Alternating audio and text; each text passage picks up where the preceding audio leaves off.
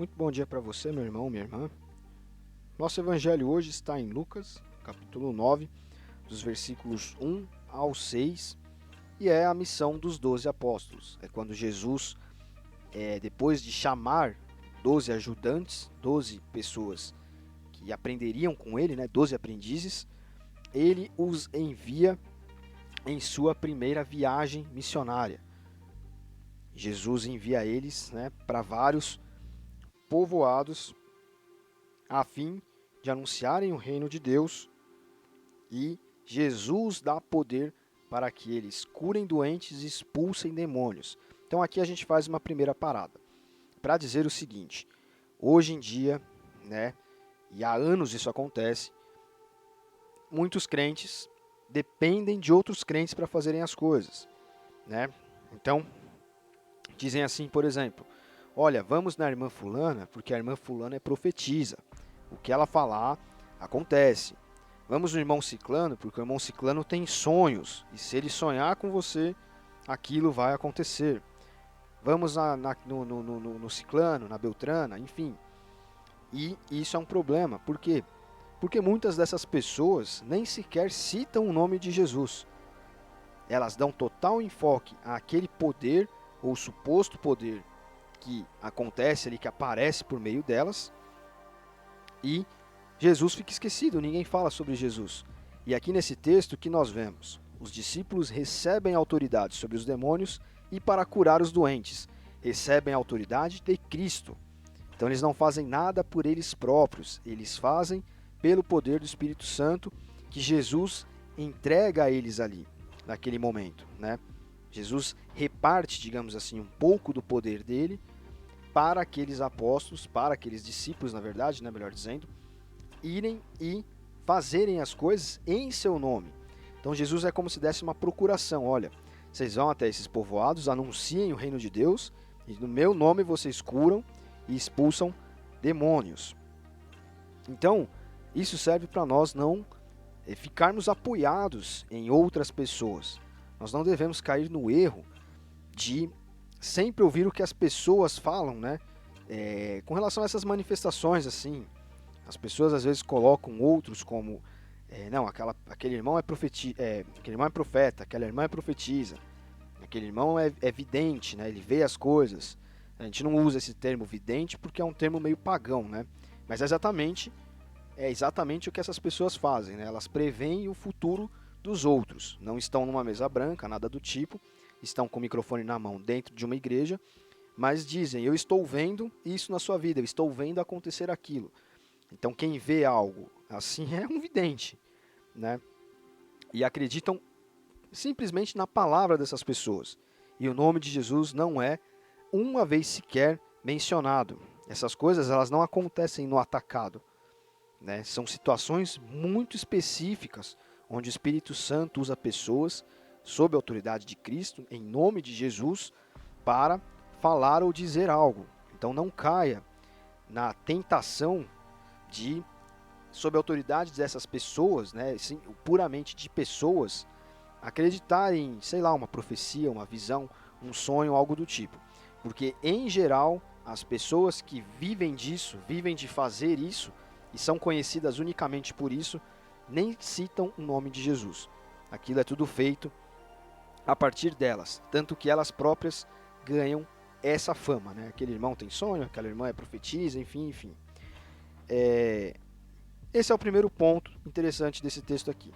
O outro ponto interessante é que Jesus diz para eles assim: nesta viagem, ou seja, neste caso aqui específico, não levem nada, nem bengala para se apoiar, nem sacola, nem comida, nem dinheiro, nem mesmo uma túnica a mais. Quando entrarem numa cidade, fiquem na casa em que forem recebidos até irem embora daquele lugar. Mas, se forem mal recebidos, saiam logo daquela cidade. E na saída, sacudam o pó das suas sandálias em sinal de protesto contra aquela gente. Então Jesus, aqui ele ensina para os discípulos o seguinte: olha, vocês vão sob o meu nome, sob a minha autoridade, e dependam unicamente de mim em tudo o que vocês fizerem. E a nossa vida diária, é uma vida de pregação do Evangelho. Tem que ser uma vida de pregação do Evangelho, como foi aqui com os discípulos nesta viagem. Então, nós não devemos depender de nada além de Cristo para sermos propagadores da sua mensagem. Então, existem muitos cristãos que se apoiam no testemunho, por exemplo. Não, o cristão tem que dar testemunho, tem que ser perfeitinho, não pode isso, não pode aquilo, porque senão as pessoas vão olhar e não vão ver diferença entre esse cristão e as pessoas do mundo. Sim, eu concordo que o cristão ele tem que ter uma certa retidão, um certo padrão de pensamento, né, que reflete em alguns atos de comportamento que vão dar algum destaque a ele frente às pessoas comuns. Contudo, não é nisto que nós devemos nos apoiar. A palavra é pregada, a palavra faz sentido para as pessoas sob o poder do Espírito Santo, e não sobre o meu poder, sobre aquilo que eu sou, o que eu faço, o que eu falo.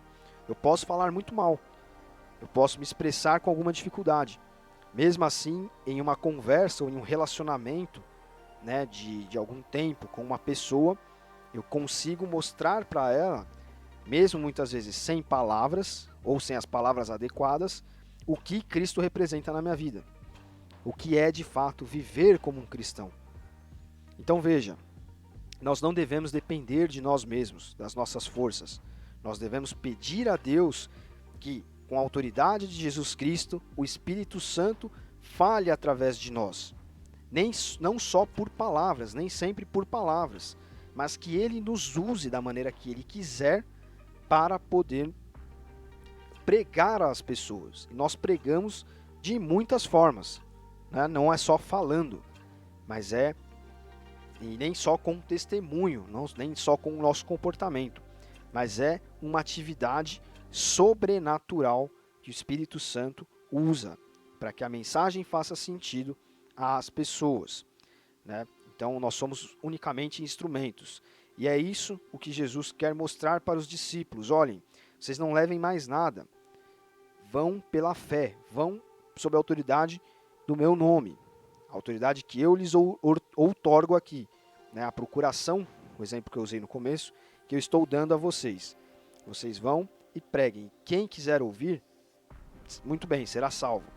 Quem não quiser ouvir, vocês não insistam, deem meia volta, vão embora e, no caso aqui, sacudam o pó das sandálias como um sinal de protesto contra aquelas pessoas daquela cidade.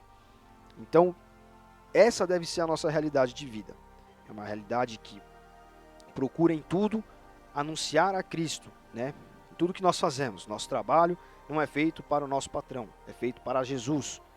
A nossa vida familiar não é feita para o amor e a felicidade da família, é feita para Cristo. Então, encarnar essa mentalidade e entender que a mensagem é propagada por meio de nós com a ação sobrenatural do Espírito Santo. Não somos nós que fazemos as coisas. Nós devemos nos colocar como instrumento nas mãos de quem sabe fazer, de quem fará as coisas acontecerem. Como os discípulos aqui fizeram, né, ao serem enviados a levar o reino de Deus nestas cidades aqui, nessa região aqui. Então, coragem, né? Coloquemo-nos na disposição de quem sabe da melhor forma nos usar. Deus abençoe você. Até mais.